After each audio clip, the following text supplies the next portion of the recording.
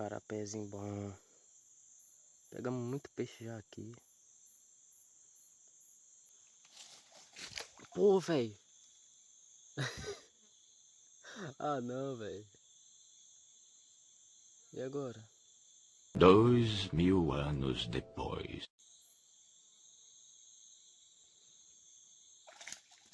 Peguei. Mande mole. Aí, ó.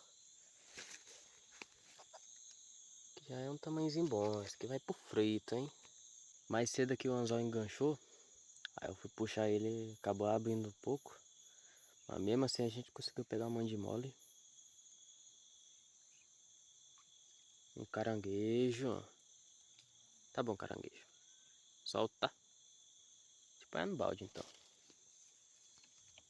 Põe ele no balde. Aí, ó. Aí, caranguejo. Aí.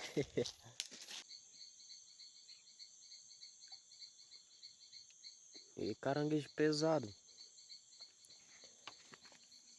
Pro balde. Aí, 2 caranguejos. E um mande mole.